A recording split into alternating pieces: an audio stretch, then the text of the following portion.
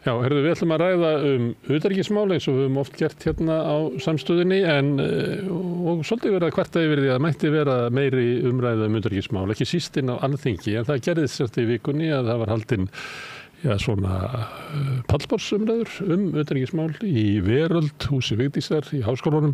Það var Alþjóðamálastofnun Háskóla Íslands sem að stóð af þessu og það var líka stofnun stjórnsýslufræði og stjórnmála sem líka við háskólanum, og svo var Varðberg, samtökum vestræna samvinnu sem eru stuðningsmenn NATO. Þannig að ég spurði að því af hverju ekki herstöðanstæðingar hérna, systursamtök Varðbergs, en það var bara hleiða mér þegar ég spurði því. En þetta var áhugavert vegna þess að þarna komu allir flokkarnir sem voru í framboði og ræddu utanríkismál sem fátítt. Og nú taka fram að ég var þarna fulltrúi sósíalista, þannig að það sé komið strax fram. En mér fannst þetta tilefni að því að Hilmar Þór Hilmarsson, prófessor á Akureyri, kemur hingað oft við rauðaborðið og þá ræðum við utanríkismál og ekki síst öryggismál Evrópu, afleiðingar af stríðinu í Úkraínu og ýmsa þætti því tengdu. Og við höfum einmitt verið að ræða svolítið að það skorti umræðu á þinginu, þannig að ég ákvað að fá hann hingað og spjallaði mig kannski svona í tilefnið af þessu pallborði og þannig fengum við svolítið svona innsýn inn í hvernig þingheimur hugsar þessi mál sem við höfum verið að ræða. Og má ég kannski bara byrja á því að spyrja þið svona heilt yfir, fannst þér þetta góð umræða? Ég held að svolítið segja að það mjög mikilvægt þessi umræða að fara fram og eins og segir líka að það ekkert, utanríkismálin hafi ekki kannski svo þungt vægi í umræðinni hér á landi í kosningum og reyndar, nú voru kosningar líka í Bandaríkjunum og forsetakosningar, þar utanríkismálin hafa heldur ekki svo þungt vægi. En mér var svolítið vant að sjá stóru myndina því sem að gerast í heiminum. Ég meina, stríðið í Úkraínu sem hefur átt í stað, það tala svolítið þannig eins og Rússar hafi bara ráðist inn í Úkraínu bara allt í einu bara og það hafi ekki verið neitt aðdragandi, það hafi engin saga hvers vegna þessi spenna komin upp milli Rússlands og NATO. Það eins og þetta sé bara allt í einu hafi bara Rússland ráðist inn í Úkraínu og brotið alþjóðalög alveg tilefnislaust. En ég bara það gamall og kannski minnir mér á því hvað ég er orðinn gamall. Ég man eftir bara alveg frá því að Sovétríkin féllu, þegar ég var á NATO-fundi þegar Primakov var að tala um hvað geti gerst í Evrópu ef að NATO, þegar Varsjárbandalagið var lagt niður og ef að NATO myndi stækka svona mikið til austurs, að þá myndi það geta haft alvarlega afleiðingar og leitt til þess að það átakalínur og það sem við erum komin í núna, við náttúrulega erum herlaust land og við erum í NATO, við erum með tvíhliða varnarsamning í Bandaríkin, við erum komin í forseta í Bandaríkjunum sem óvissa með hvað hann mun gera, en ég meina mér finnst svolítið vanta inn í umræðuna að Vesturlönd eiga við að söka á því hvernig staðan sem komin upp og líka að það þarf að reyna að leysa svona mál með á diplomatískan hátt, ekki með vopnakaupum og hernaðaruppbyggingu, en það virðist að vera algjörlega komið út af borðinu. Og mér finnst eins og svolítið þegar ég að hugsa þetta, ég var nú að koma frá Asíu og svo fór ég í Noreg. Mér finnst eins og að vestræni leiðtogar séu hættir að hugsa og séu hættir að þora að hafa skoðanir. Evrópa bara, skilurðu, eins og ég hef stundum sagt eins og jeppakjarra hangandi eftir í Bandaríkjunum. Það engin stefna, þetta bara fyllt ykkur í línu. Og við erum að vinna þarna í Úkraínu, land sem ekki einu sinni í NATO, og Úkraínu var engin greiði gerður með því að vera að ögra Rússlandi eins og var gert þarna með mikilli hernaðaruppbyggingu þarna og svo líka með Minsk-samkomulaginu sem voru svikin gagnvart Rússlandi og með Angela Merkel viðurkenndi það hefði verið gert. En við vantar svolítið stóru myndina, þú nefndir það sjálfur í þessum viðræðum, að þetta í eðli sínu Úkraínustríðið og það sem að gerast í Evrópu stórveldastríð. Við erum í varnarsamning og við erum með í NATO. Þetta þjónar ekki okkar hagsmunum þetta stríð eða neitt þarna sem að gerast. Vegna þess að ef við treystum á Bandaríkin í varnarmálum, þá skiptir mestu máli fyrir okkur að Bandaríkin séu þokkalega sterkt land sem í á litlum átökum í heiminum eins og hægt er. Þannig ef við þurfum að ef við þurfum að halda, að þá fáum við athygli og aðstoð.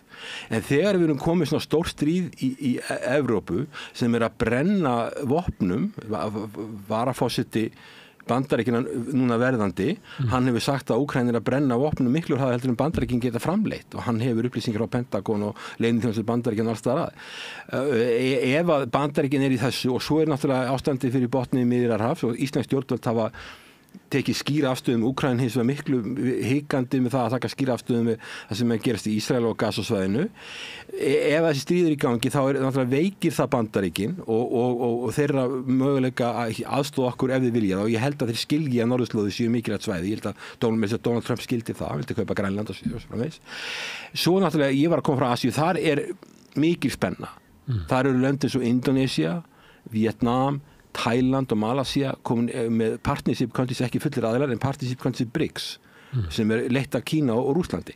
Og þessi lönd að reyna að vera hlutlaus þó að með George W. Bush forseti Bandaríkjanna sem að byrjaði á því að reyna að koma Úkraínu í NATO, hann sagði if you are either you're with us or you're against us, þú ert annarkvort með okkur eða mót okkur. Það var ekkit val hlutleysi, þú ert annarkvort vinur okkar eða þú ert óvinur okkar. Og það var það sem var sett upp og hann líka skipti heiminum í good guys and bad guys. Það eru good guys og við eru good guys, NATO, ESB, good guys.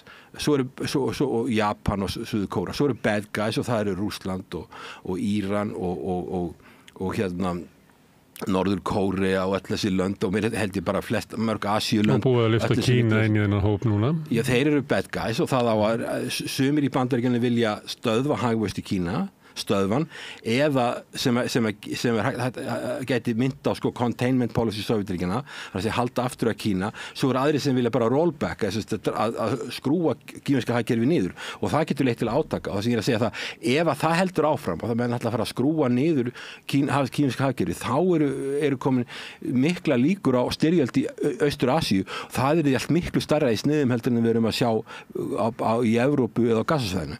Þannig ég hef áhyggjur þessum, ég svolítið vanta inn í þegar við erum að heyra utanríkismála nefnd, hún að tala hvað við getum gert og auðvitað getum við óskup lítið gert nema bara við getum unnið siðferðilega að málum og til dæmis og beitt okkur á Gazasvæðinu á svipaðan hátt sem við gerum í Úkraínu.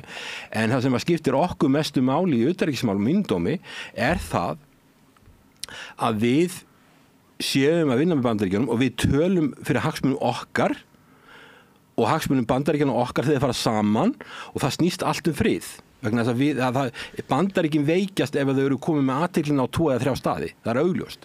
Og mér finnst þetta ekki svona vera nógu skýrt. En við erum alltaf það öfluga að við getum passað upp á Bandaríkin ef við tap ekki athygli. Við eigum að beina okkar tala fyrir friði, við höfum ekki gert það. Stjórnvöld hafa að tala fyrir stríði og að vinna sigra á vígvellinum. Það það sem hafa gert. Við eigum að tala fyrir friði og það líka annað þessu, það ekki snýst ekki bara Bandaríkin. Við höfum aldrei verið í neinum deilum við Rússland.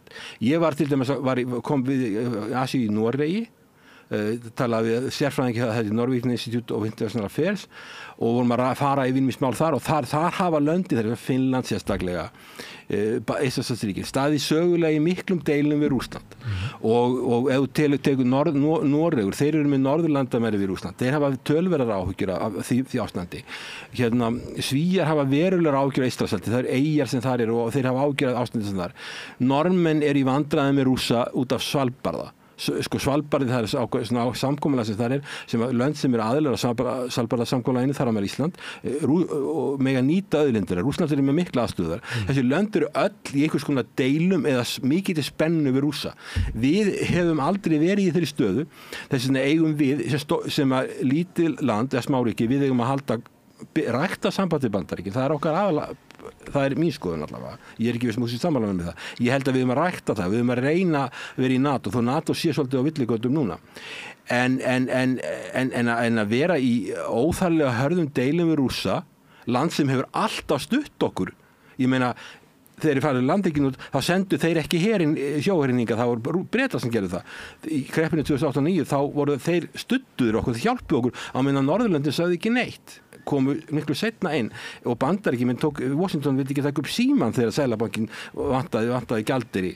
Þeir vildi ekki gera okkur gjaldeyrisskiptasamning Bandaríkinn á þessum tíma. Rússar voru tilbúnir að gera okkur gjaldeyrisskiptasamning og svo Kínverjar líka. Þannig að og Kína líka land sem við þurfum að forðast illdeilur við.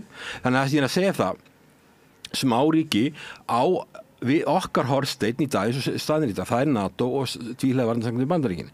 En við eigum ekki að vera í illdeilum við stórveldi og sérstaklega ekki núna, til dæmis Eystrasaltsríkin sem eru í illdeilum við Rússa og Litáen til dæmis í mjög slæmum málum varðandi Kína.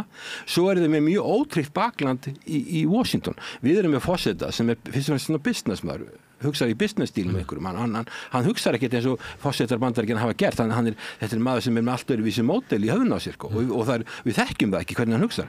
Og þess vegna stuðningur Bandaríkjanna við okkur, hann er ekkert alveg öruggur. Og ég veit að það var ekkert marga vikur síðan ég var í Eystrasaltsríkjunum, það sem var mikill ótti og hótelið sem ég var á, það var alltaf fullt af hermönnum en að ég kom í morgun þá var ég bara umkringdur hermönnum.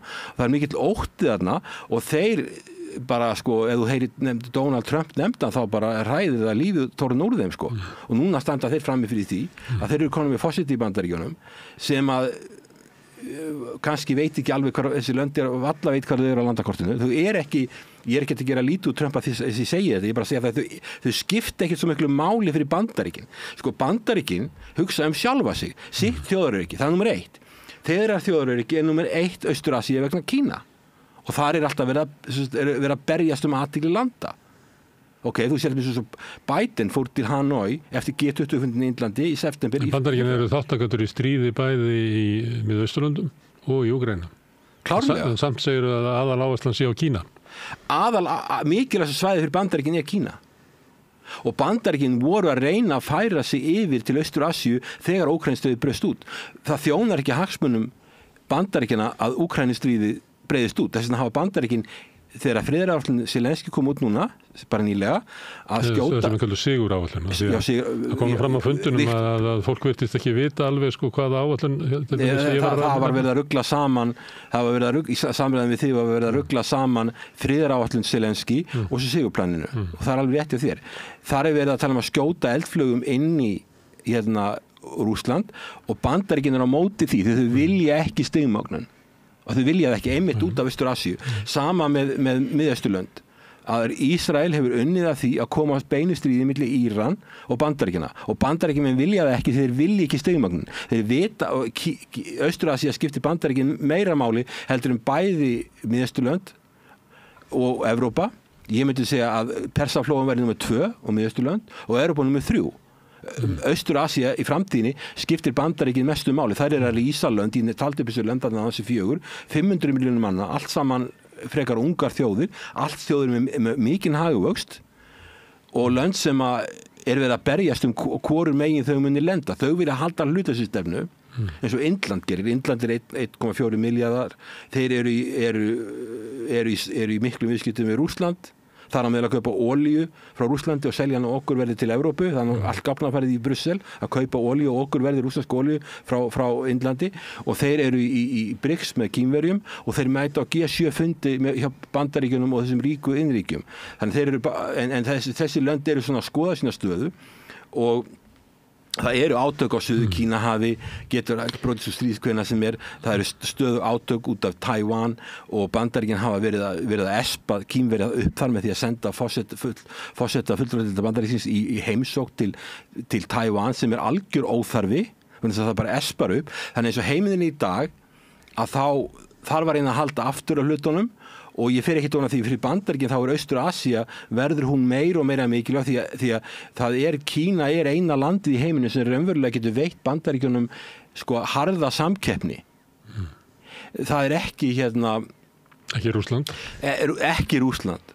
Og framkoman við Rússland voðalega sérstök. Sjáðu mér svo það þegar Japan og Þýskaland töpuðu í seinni heimsstyrjöldinni.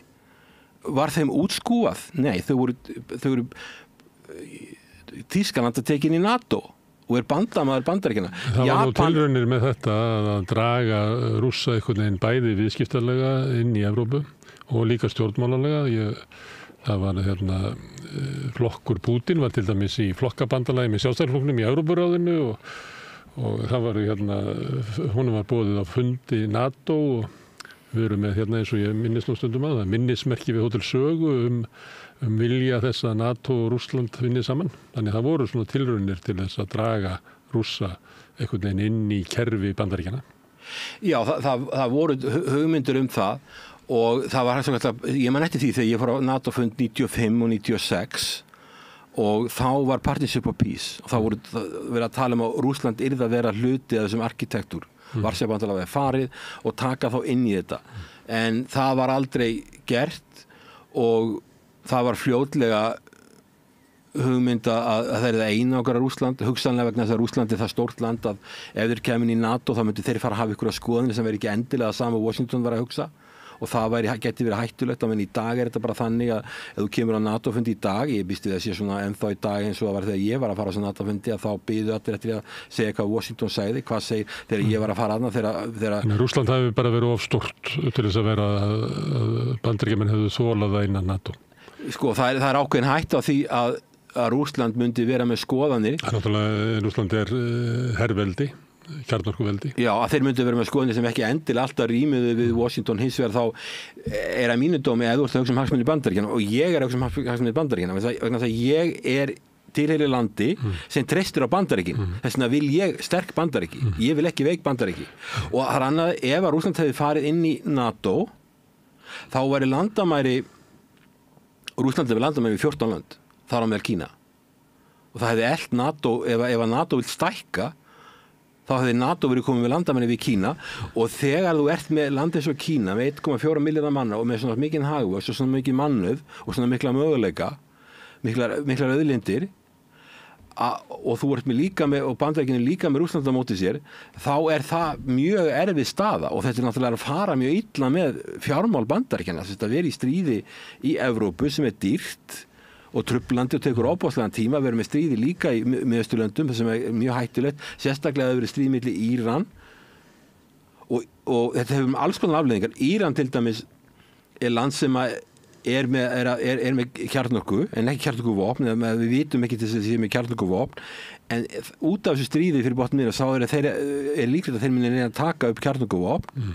og vera með kjarnorkuvopn það er þessi ultimate deterrence þetta er fælingamátturinn og það mun hafa svo margar afleiðingar það mun það líka afleiðingar þegar Sádi-Arabía sem er mjög ríkt land þeir segja ef að Íran er komið kjarnorkuvopn þá ætlum við líka að taka þau upp og ef þeir gera þá fara Egyptar að taka þetta upp ef þeir gera þá verður Tyrkland að taka þetta upp þannig að þetta Úkraínustríð þetta stríð fyrir botnum Miðjarðarhafs er að hafa gríðarlega víðtækar afleiðingar alveg stríð í Úkraínu hefur mjög víðtækar afleiðingar og sem er að lama Evrópu, sem er að eyðileggja Evrópusambandið, sem er að byrja á því að eyðileggja Þýskaland og eyðileggja Evrópusambandið og eyðileggja Evrusvæðið og þetta er sameiginlegi markaðurinn og það er líka ekki okkar hagsmunir því við erum að selja 70% af öll okkar framleiðslu inn á þetta svæði og þess vegna skiptir máli að það sé hagvöxtur þar og þeir hafi kaupmátt.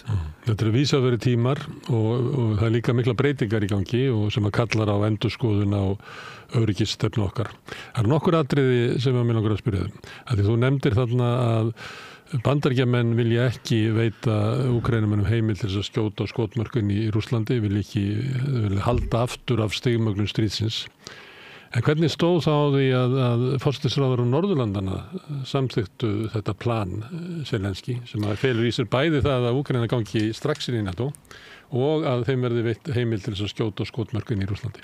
Það er alveg stór undarlegt. Þú er eiginlega, ég reyndi að spyrja þessu en eins og þú bentir á þá fór ykkur að segja að ég hefði bara ekki lesið mig til og fór að vísi ykkur að miklu eldri plön. Já, vísi ykkur plan sem var rætt á Evrópuráðsfundinu sem var nú ein vitleysa sem Íslendingar hentur 2 milljörðum í og ykkur tjónaskrá sem enginn vill tala um lengur 2 milljarðar þar svo er að rugla saman fríðarplani við sigurplani fríðarplani sem var rætt á Evrópuráðsfundinum var ekki sigurplani var ekki til þá þannig að einhver hefur nú ekki lesið nóg vel um það en að samþykja það að Úkraína fari beint inn í NATO það er nú þvílík steypa því það er ekki að fara að gerast. Ég er bara vel að vera með af hverju samþykja forsætisráðherrar Norðurlandanna Þetta sem að Bandaríkin hafa hafnað og ég held að frakkar, Þjóðverjar og Ítalir hafa heldur ekki samþykkt. Sko þetta eitthvað sem norræna ráðherranefndin og Norðurlandur á þar að svara fyrir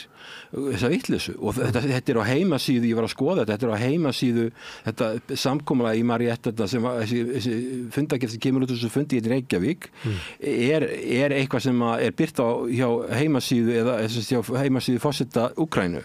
Þannig að hann náttúrulega segir alls konar hluti og spurningin að því hann náttúrulega í stríði en svo er hann líka í áróðustríði og hann segir að þeir samþykkja þetta hefur pliðaplan sem algjör vitleysa sem þessu svo Úkraína færi sér farin í NATO það við vitum alveg að það vita allir að það er ekki að fara að gerast og þetta þýðir bara það að Putin og Rússar hafa meiri hvata til að taka miklu stærri hlut af Úkraína heldur en myndi annars gera vegna þess að þeir vita það sem fer eftir til dæmis tökum Odessa ef að Úkraína er hlutlaust-ríki þá höfðu Rússar miklu minni áhuga á að taka Odessa heldur en Úkraína er að fara í NATO.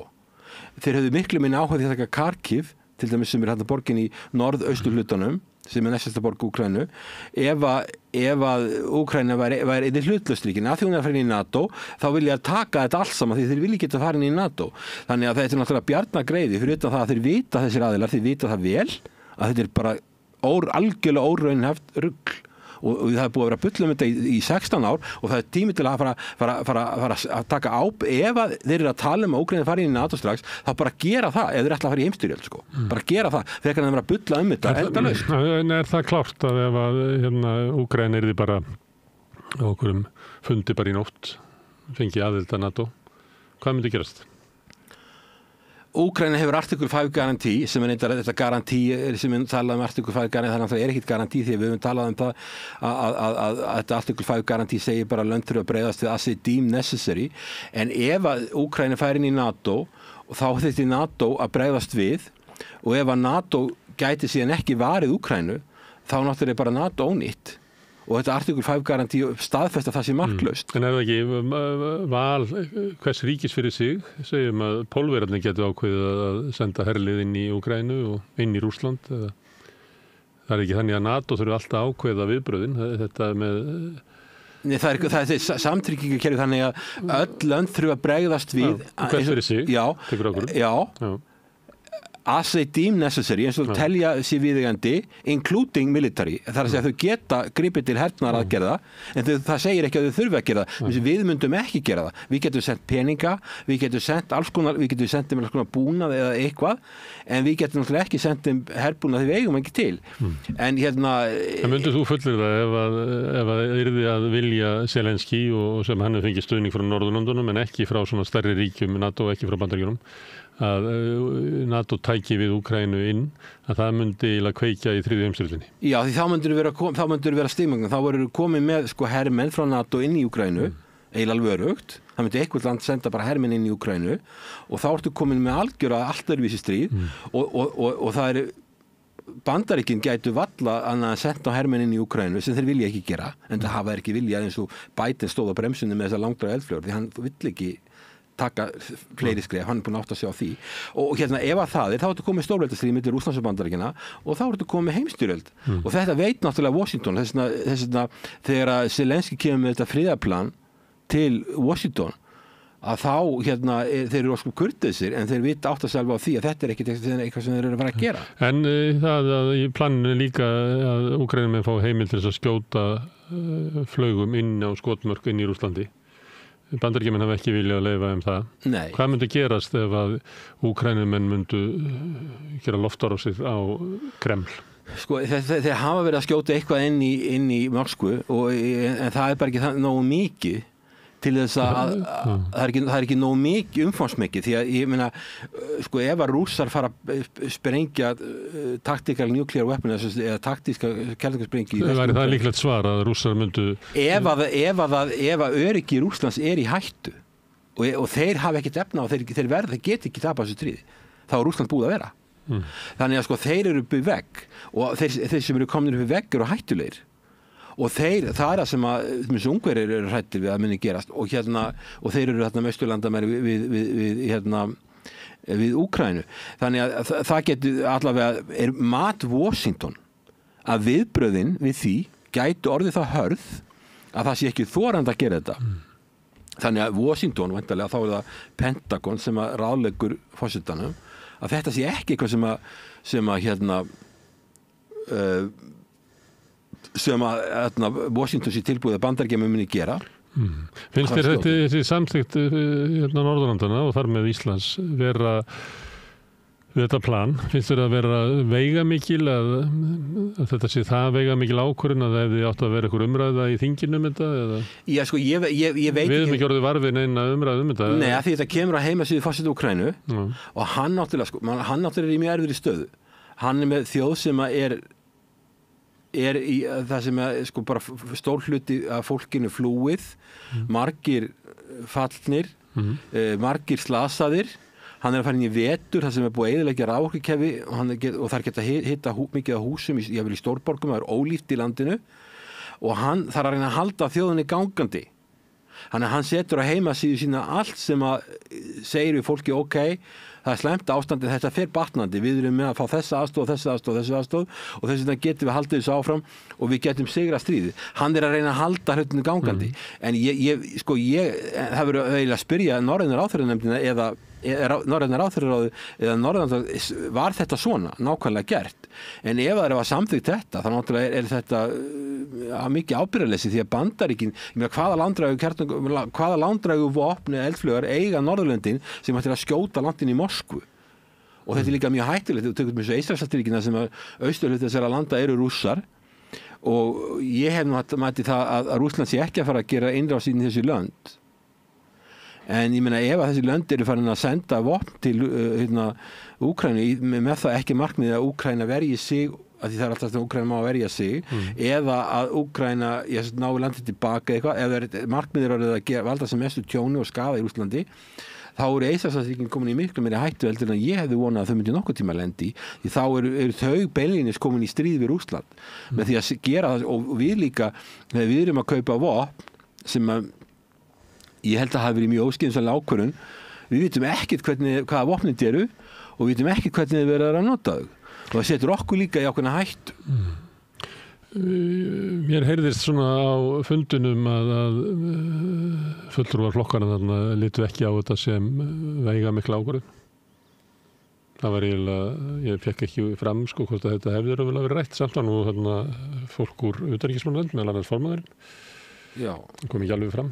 Mér finnst það stór undarlegt, ég meina ef hann veit það, til dæmis þetta fólk, þessi aðilar sem þarna voru, vita það, þetta er komið að heimasíðu Zelenský, þetta er svona 5 punktar þessi siguráætlun og Úkraína verið farin að bjóða, eitt liðurinn var það að Úkraína myndi að verja auðlindir Úkraínu og Úkraína sé tilbúin að skipta auðlindunum með þetta joint use eða eitthvað slíkt og auðlinda milli Vesturlanda, Úkraína farin að selja sér innleiflin sko. Það verið að taka auðlindirnar sem eru verðmætar sem eiga að vera grundvöld fyrir því að byggja upp hagvist í landinu og byggja upp þetta land, þetta er auðvitað land. Þessu stór fyrirtæki í Vesturveldunum geta hirt þetta? Ég meina þetta er mjög slæm staða og það hefur enginn hugsað þetta til enda og bara sagt þið farið í stríði við Rússland, þið fáið öll vopni sem þið getið fengið og svo sigrið á vígvellinum. Svona tala aðilar og við sjáum alveg ég meina hvernig afleiðingarnir eru, þetta er algjör eyðilegging og landið lamað og svo er þessi vetur framöndan, við vitum ekki hvernig það er að vera og svo líka þessi ítrekkun alltaf á NATO-aðild sem við vitum að er ekki í lagi, við vitum að þetta er ekki að vera að gerast en samt er alltaf að vera að hamra á þessu og þetta kallar á það að Rússar segja þeir eru að fara inn í NATO, við höldum áfram og þannig að ég held að margir Rússar og jáfnvel stjórnvöld í Rússlandi þau vilja ekki halda þessu stríði áfram, þeir eru að drepa eigi fólk, það eru fullt af Rússar sem búa sem eru að deyja þetta og það eru Úkraínumenn og Rússar sem hafa fjölskyldutengsl þú getur ímyndaðir það, þeir eru að drepa jáfnvel fólk innan fjölskyldna að berja skort við annað sem eru að rússnesku bergibróti og úkraínskir. Þannig að fyrir Rússland er þetta algjör hörmung, ekki bara Úkraínumenn, þetta stríð. það var rætt þarna vopnakaup líka sem að skoðanakannanir benda til að 3/4 hlutar Íslendinga eru ansnúnir en samt eru sendt vopnana og það komu kannski einhver leiti óvænt til umræðu í forsetakosningunum í vor eða mannstað. Það voru frambjóðir voru spurður af þessu og langflestir voru ansnúnir eins og meirihluti þjóðarinnar því að verið sendt vopnana. En þegar það var verið að ræða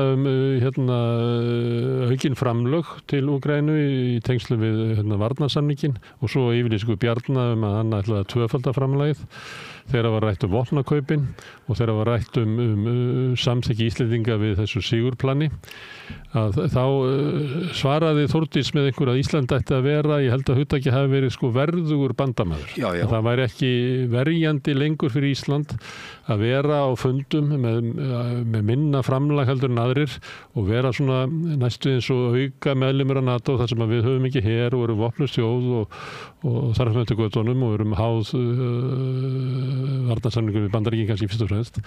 Hvað þetta ekki að einhver leyti svona stefnubreyting að Íslendingar eigi að vera verðugur bandamaður sem að þýðir það að við eigum að taka þátt í vopnakaupum og hernaði á við aðra þó svo sem ekki með her og að við eigum að stórauka framlag okkar til varnarmála og þar fram til göttunum. Sko, ég held það að það sem vandamálið hjá stjórnandi með það að þau hafa enga strategíu, þau eru ekki með neitt plan hvað ætla þau að koma með inn í NATO. Bjarni Benediktsson, utanríkisráðherra 49, gerði grein fyrir því að við værum ekki að fara inn í NATO og við værum ekki með her, við værum herlaus þjóð og það stæði ekki til að fara að taka upp her og hann sagðist að hafa haft efasemdir við mættum heim í NATO út af þessu en NATO vildi fá okkur inn og við fórum inn vegna legu landsins og það var forsendurnar. Við Þórdís talar að við séum að vera verðugir bandamenn og ég skil alveg það sem hún er í það. Hún fer til Brussel, hún situr við hringborð og allir ráðherrarnir flytja einhvers konar inngangserindi og þá er að tala hvað þeir að gera og þá vil hún náttúrulega geta sagt að það sé hefur að gera eitthvað. En það getur ekki, þú veist, ef það er hennar tilfinning á fundunum að hún sé einhvern veginn hálfgerð aukapersón á fundunum og hann að langa til þess að vera sterkari þá er það eiginlega næstu því svo persónult vandamál hennar. Það getur ekki verið þannig að við breytum utanríkisstefnu okkar og öryggisstefnu til þess að utanríkisráðurinn okkar líði betur við hringborðið. Nei, en það sem ég hef verið að segja það við höfum ákveðna sérstöðu innan NATO. Við erum að vera bara stolt og ánægð henni. Við erum 400.000 manns, við erum ekki fátækt land. Við erum samt fámenn og ég hef alltaf sagt það að öryggi á Norður-Atlantshafi er vaxandi vandamál fyrir NATO og fyrir NATO-ríki. Öryggi og eftirlit og björgun á Norður-Atlantshafi er vandamál fyrir NATO. Við eigum að segja við NATO, ok, við getum hjálpað Úkraínu í mannúðaraðstoð en okkar aðstoð verður alltaf takmörkuð. Við erum eins og tilbúin að taka okkur auki hlutverk á Norður-Atlantshafi. Þetta þýðir að íslensk stjórnvöld þurfa að taka frumkvæði og segja þetta er okkar áhersla. Í staðinn fyrir það er landhelgisgæslan hjá okkur til dæmis sem er svona það sem geti orðið líkill einhvers konar sjóher sem geti verið í eftirliti og bara passa okkar landhelgi og aðstoða NATO. Hún getur valla keypt olíu og skipin sem hún er með. Nei, ekki eins og þyrluna, leigja þeirra bíla sem er miklu dýrara fyrir okkur að vera að leigja þyrlur af einhverjum, ég held að einhverjum menn í Noregi sem hafa fína komissjón á þessu. Ef að stjórnvöld verður með einhverja strategíu þá myndum við bara segja við NATO við erum á allt öðrum stað, við erum ekki að meginlandinu, við erum á milli Bandaríkjanna og Evrópu, við getum sinnt einhverjum ákveðnum hlutum, við ætlum að gera það myndalega, við ætlum að auka verulega framlögin þar, því það þjónar líka okkar hagsmunum. Í staðin fyrir það eru stjórnvöld ekki með eina strategíu og landhelgisgæslan hún hefur ekki fyrir olíu og skipin þar að færi til að fá ódýrar olíu og leigja skipin til meira þess. Já, eða leigja skipin eitthvað í burtu og þessa einu flugvél sem þeir eiga. Þetta er allt á horriminni. Þetta er af því það er engin strategi og það er ekkert plan. Heldur er bara það að það er verið að reyna að mjatla peningum inn í Úkraínu, kaupa vopn af einhverjum þriðja aðila af einhverju okurverði og þetta er bara rugl. Í staðin fyrir að við séum að ef að stjórnvöld verður bara með plan og myndi leggja það bara, færi bara til Brussel utanríkisráðherrann eða forsætisráðherrann eða hver sem það og sagði bara þetta okkar framlag og við ætlum ekkert að skora sem að borga en við ætlum bara að gera eitthvað sem við kunnum og getum, við framleiðum engin vopn við getum verið með mannúðarstöð í Úkraínu og mannúðarstöð hún mjög mikilvæg því sko, það vopnaskortur í Úkraínu en það sennilega meira vandamál þeir hafa ekki mannafla til að halda hagkerfinu áfram sko fyrir hvern hermann sem er á vígvellinum þá þarftu ákveðin fjölda almennra borgara sem eru vinnufærir sem geta verið að halda hagkerfinu gangandi ákveðin fjöldi og það er tölvöld fleiri heldur en hermennir og svo segir bara utanríkisráðuneytinu við ætlum ekki að fara eða fólki í ráðuneytinu við ætlum ekki að fara að senda ykkur á plástra þarna sko. Við erum ekki að tala um plástra við erum að tala um að taka fólk sem er óvinnufært og gera það vinnufært þannig að það geti haldið því það þarf að halda sko, ef þeir ætla að vera á vígvöllum þá þurfa það að hafa hagkerfi sem bakkar upp sko það sem þeir eru að gera. Þannig að gera lít úr þeirri aðstóð er bara, finnst mér vera mjög heimskulegt og bara mikið skammsýni. En það sem við þurfum að, sko, okkar utanríkisráðherra og forsætisráðherra núna í framtíð þarf að geta farið á Brussel og sagt, ok, við erum í þessum klúbbi hérna og við erum ekki einhverju free riders við erum sérhæf við höfum sérstaka staðsetningu við höfum okkur sérstöðu og við ætlum að leggja fram en við ætlum að leggja það fram á þessum nótum og ég hef sjálfur farið til NATO það reyndar langt síðan það var en samtímaður farið í höfuðstöðu NATO og ég get ekki ímyndað mér að NATO myndi ekki taka því fagnandi ef við tækjum frumkvæði og væri með skilgreiningu á hvað ætlum að gera og við gætum eitt peningum í þetta því þetta fyrir okkur er þetta hagsmunamál okkar landhelgir tvisvar stærri heldur en allt Þýskaland þetta er stórt og verðmætt svæði og við þurfum að geta passa þetta almennilega og það verða því miður vegna þess að við erum með þessa heimskulegu stöð að Bandaríkin eru í stríði við Rússland proxy stríði sem er mjög heimskulegt fyrir Bandaríkin því ég vil hafa Bandaríkin öflug þetta veikir Bandaríkin og svo af því að Rússar eru brjálaðar út í Bandaríkin út af öllum þessum málum og það er ekki talsamband á milli það var alltaf talsamband á sovjettímanum en núna er það ekki Kanslari Þýskalands hringdi í Putin daginn konum með Kínverja þeir eru að vinna með Kínverjum á Norðurslóðum þannig að það er hættan er vaxandi þetta og þess vegna vildi Trump kaupa Grænland ég held að NATO myndi skilja en já, hann var að hringja til reyndar að hann mjög veikur, hann hefði mátt hringja miklu fyrr og það er búið að eyðileggja Nord Stream 2, það er búið að lama þýska hagkerfið og Biden sagði það að nú er spurt hver eyðilega Nord Stream 2 þú veist að þessi gasleiðslan frá Viborg til í Rússlandi til Þýskalands, Norður-Þýskalands og hún var eyðilögð og Biden sagði þá að blaðamannafundi bara að ef að Rússa myndi ráðast inn í Úkraínu þá verði hún eyðilögð og þá var einhver fréttamenn sem blaðamenn spyrir hvernig ætlar að fara því þetta er innviðir annarra landa sem þú var að tala um hérna og þá sem bara eitthvað sem believe me, we will do it, we will find a way og eitthvað, hann myndi bara gera þetta og náttúrulega Þýskaland er á hnjánum en vandamáli með náttúrulega evrópska leyti og þar á meðal kanslara Þýskalands að hann er ekki stendur ekki lappirnar það er ekki sjálfstæð stefna hvað hann hefur sagt við Putin ég held að talsamband sé mjög mikilvægt og hvað hefur komið út úr þessu fundum hann ég vil sé að fara frá en það er mjög mikilvægt að sé talsamband þarna á milli en það hefur ekki verið og þetta er ekki vandamál sem er bara núna ég meina þegar á Búkarestfundinum 2008 þegar það var að tala um Úkraína færi inn í NATO og Angela Merkel sagði þetta er bara stríðsyfirlýsing og sagði þetta og hún þekkti Putin því hann bjóð í Þýskalandi og þau þekktust og hann sagði þetta er bara stríðsyfirlýsing þetta er leið til styrjaldar í Evrópu að þá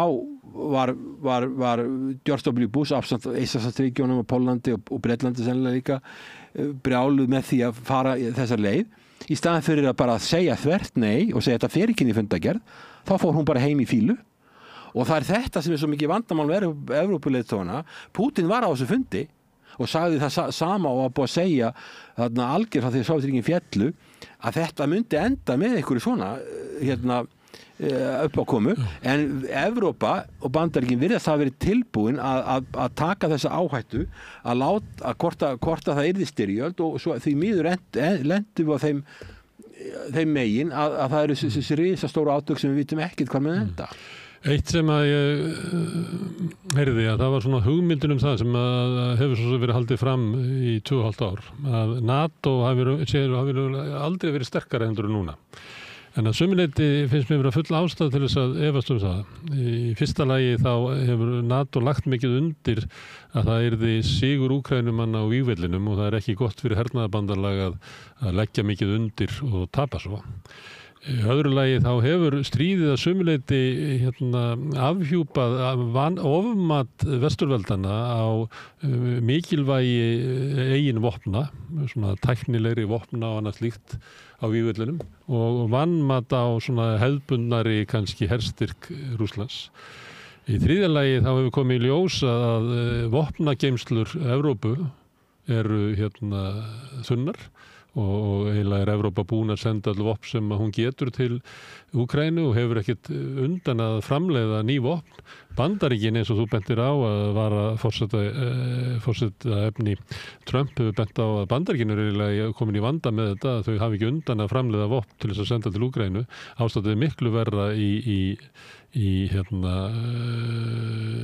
Evrópu og svo finnst mér núna svona undanfarið vera að koma í ljós svona mjög ólíkir öryggishagsmunir ríkjanna að það orðin svona spenna kannski ekki á yfirborðinu inni í NATO en maður sér það að hlýtur að leiða til þess að svona ólík afstaða það hvernig á að enda þetta stríð fer eftir það til dæmis eins og þú nefnir hann sem herskástu löndin sem Eystrasaltslöndin og Pólland og sem að Norðurlöndin hafa bætt sér í sem eru svona með annan tón heldur að heyra í Frakklandi eða Þýskalandi eða Spáni og svo erum við náttúrulega komið fórst í Bandaríkjunum sem kannski með allt öðruvísi mat á svona öryggishagsmunum. Þannig að einhver býr eitthvað á baki þegar fólk að halda því fram að NATO hafi aldrei verið sterkara. Ég get ekki séð það. Ég veist að NATO hafi séð bara veikt. Já, það sem að aðilar að vísa til það að Svíþjóð og Finnland eru komin inn í NATO en ég alveg sammálaður í því. Mér finnst NATO ekkert lítið sérstaklega vel út. Sko, Úkraína það stríðið búið að standa það að vera 3 ár og það alveg gríðarlega mikið eyðilegging sem ekkert NATO-ríki eða ESB hefur efna að bæta upp á mjög löngum tíma, mörgum áratugum. Þannig að þetta óbáslega mikið tjón og mannauðstjónið alveg gríðarlegt, fallnir, mörkumlast, fólk flúið. Landið, þó að verið saman frið á morgun, þá verið landið algjörlega í rúst. Úkraínumenn verða kynslóðir í jafna sig. Já, ég meina Sameinuðu þjóðirnar segja bara að næstu aldamót verður 15 milljónir eftir í landinu. Í dag ætti að vera 70-80 milljónir í landinu ef það hefur verið eðlileg fólksfjölda þróun eftir falls Sovétríkjanna.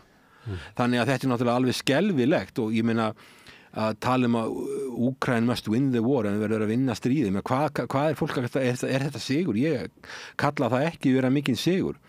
Og svo bendir margt í þess rússar Putin hefur sagt nýlega að það sé svona svakalega svona trust deficit, það að segja ekki traust og það með þess að hafi bara verið sagt opinberlega með Minsk-samkomulaginu að það hafi nú bara verið til þess að minna tíma fyrir Úkraínu og hafi ekkert verið mynda bak við það. Þannig að möguleikar á samningum eru eiginlega engir núna og ég held að þess að stríðmunni bara núna leysast á vígvellinum og sennilega bendir allt í þess að það verði Rússlandi í hag, þeir taki meira, taki kannski svo 2 stóru borgir, það er bara nýlega, ég var nýlega bara í sambandi við Facebook, bara kunningja í Odessa, þar verið að gera árásir á þá borg, ef Odessa tekið þá búið að taka alla strandlengina af Svartahafinu og alla leiðina að Moldóvu. Þannig að mér finnst NATO ekki líta vel út og ég meina viðræður Putin og Biden í 2021 í árslok virðist ekki hafa verið einar alvöru viðræður og verið talið að það væri hægt að vinna stríðið. Það hefur bara ekki gerst og þessi tæknir hafi ekki verið að nýtast og það er bara hægt á að víglínan brotni í Úkraínu og þeir verði fyrir mjög miklu skakafalli og ég bara sé ekki hvað Vesturlöndin eða NATO ætla að gera því. Ég sé ekki að þau geti gert okkur skapaðan hlutur úr því sem komið er í þessu máli og þannig að þetta lítur allt saman mjög illa. Svo er ekki annað með Biden hann tók aldrei mark á Rússlandi. Hann til dæmis ég bara var að hlusta upptöku á 97 þar sem hann að tala sko, þegar Rússar voru alltaf... Það talaði út frá þessu sem stundu sagt að þetta sé bara bensínstöð með kjarnorkuvopn. Eitthvað svoleiðis og já, og það það sem líkingi sem hefur verið notuð, þannig að eiga þeir gríðarlega miklu auðlindir en bara og Evrópa tilbúin að kaupa af þessari bensínstöð á margföldu verði í gegnum Indland og svona, þetta algjör drugglatna í Brussel en sko mér finnst þetta að vera bara allt einhvern veginn þannig að sko Biden sagði þá þegar hann var að segja það að Rússar hefði alltaf verið að mótmæla sko stækkun NATO sama Primakov var að gera á fundum í 96, ég var á þessu fundi, ég man þetta 28 ára síðan þetta var, ég man alveg eftir því hvernig þessar áherslu sem að Rússar voru með, en Biden sagði bara, og Rússar sagði við Biden, þá var hann eldurgöldur þingmaður, að við munum ef að þið að pressa svona okkur alltaf niðurlega Rússland með sem hætti eftir fall Sovétríkjanna þá þurfum við að fara að vinna með Kínverjum og þá sagði Biden ok, ég hlusta á þessu upptöku sko, þá sagði Biden ok, já, farið að vinna með Rússlandi og ef það gengur ekki farið þá að vinna með Íran og svo var hlegið það svo allir saman og hann tók aldrei Rússland alvarlega nú ok, þú getur haft alls konar skoðanir á Rússlandi, þetta sé bensínstöð eða þetta sé þetta eða hitt og það er að hafa alls konar skoðanir á Rússlandi en við erum búin að vera með stríðheilbið 3 ár og þetta lítur ekkert verið út þannig að sko þetta er eitthvað meira en bensínstöð með við það Rússum hefur tekist að byggja upp svona hergagneiðina til þess að fóðra þetta stríð að meðan að vesturveldinni í erfiðleikum með það. Ég vil sko gáfa því að vera að gera grína sko Sovétríkin á sínum tíma þegar heimstyrjöldin síðar var það fórnuðu þau 27 milljónar manna þau unnu seinni heimstyrjöldina fyrst og fremst. Þannig að sko að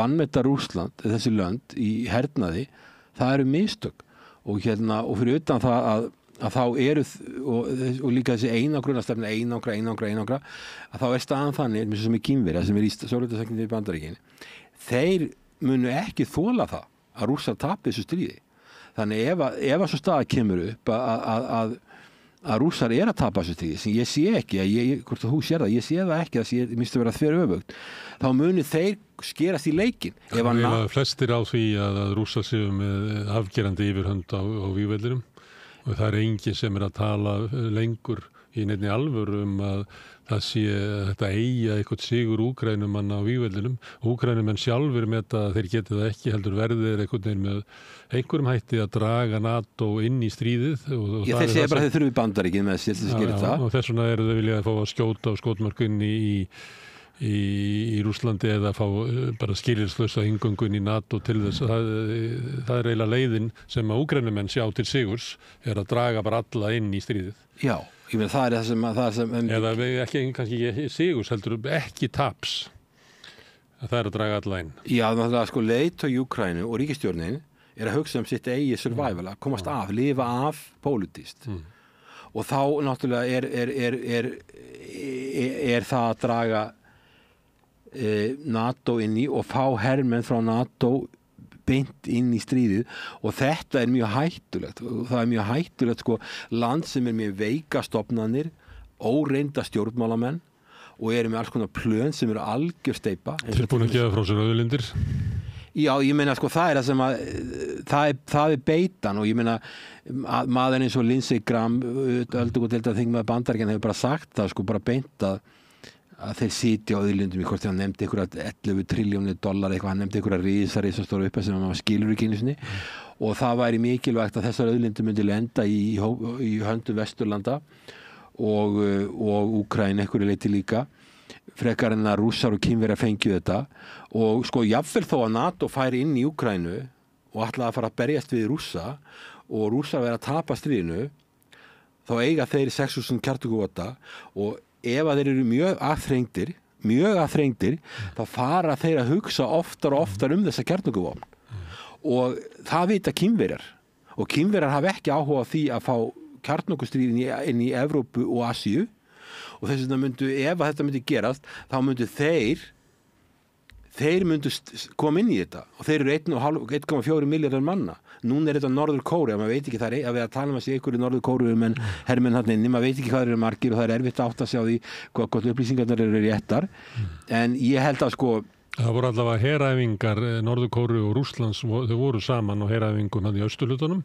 Já. Það er alveg ljóst. Já, sko, Vesturlönd eru búin að vera með Norður-Kóru í viðskiptabanni svo lengi að þau eigi ekki vinið þarna. Norður-Kórumenn þeir geta verið í, sko, Kínverjar við að halda Norður-Kóru á lífi henni vegna þess að hún er buffer state á milli Suður-Kóru sem er náttúrulega bara bandamaður Bandaríkjanna og svo er Norður-Kóru á milli og þeir vilja ekki fá, ef að Kóru myndi saminast, þá myndi bara Kínverjar líta svo á og Rússar enda líka, þeir eiga stuttlandamæri við Norður-Kóru líka, að þeir verður bara konum við Bandaríkin upp á landamæran hjá sér og þeir vilja halda lífinu í Norður-Kóru. Norður-Kóru er með öll þau viðskiptabenn sem hægt er að vera með, þannig að Vesturland hafa ekkert leverage, það er enga möguleika á að semja við Norður-Kóru því það er búið að refsa þeim eins og hægt er og þeir náttúrulega þurfa að stunda ykkur utanríkisviðskipti, þetta er ekki það stórt land, tæpa 30 milljónir manna og ekki ríkt land og á ekki mikið auðlindum og þeir eru með ykkur kjarnorkuprógram sem er nægilega stórt til þess að þó er enginn að koma nálægt þeim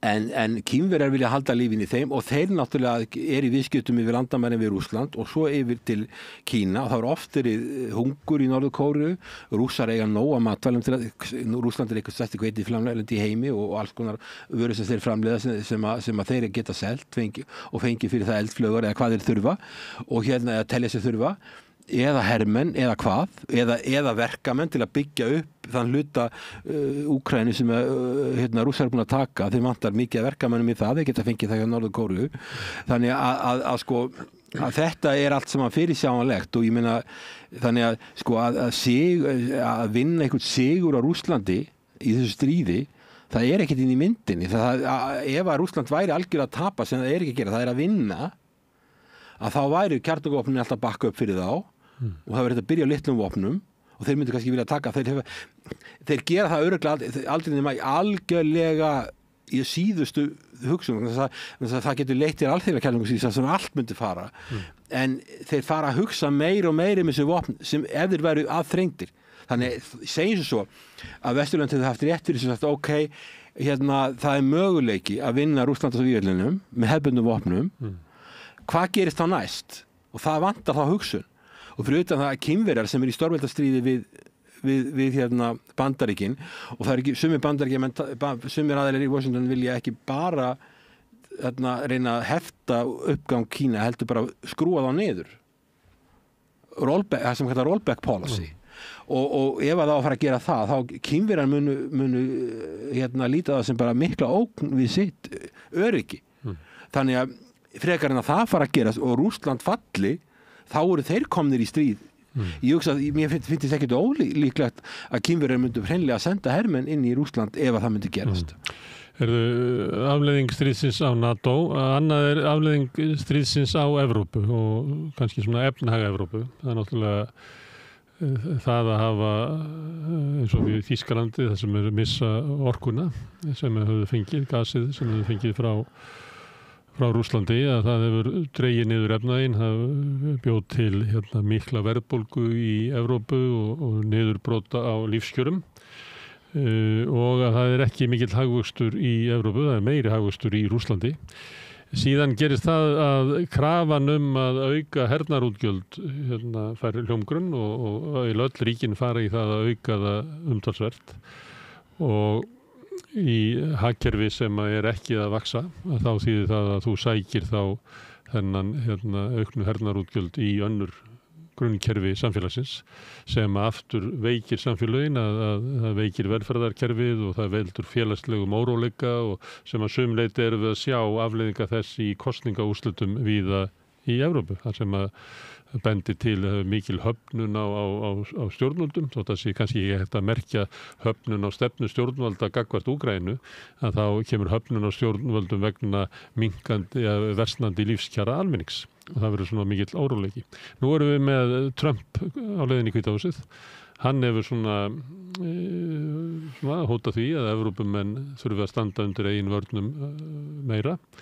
Evrópumenn hafa talað að viðbrögðin við það að Trump sé komin í Hvíta húsið þýði það að ef að Bandaríkjamenn draga aðstöðuna við Úkraínu að einhver leiti tilbaka, þá verður Evrópa að stíga inn, sem að myndi þýða það að við verðum kannski að horfa á næstu missurum sko stór aukið framlög allra Evrópuþjóða, allavega allra NATO-þjóða, til hermála sem að munu hafa sko mikil áhrif á bara uppbyggingu þessara ríkja, hvers konar ríki þetta eru, því að það mætti halda því fram að með þeim hernaði sem að einir herskástur að tala að Evrópa þurfa að standa undir, að þá mun Evrópa ekki standa undir því svona þeim velferðaríkjum sem að voru byggð upp á eftirstríðsárunum.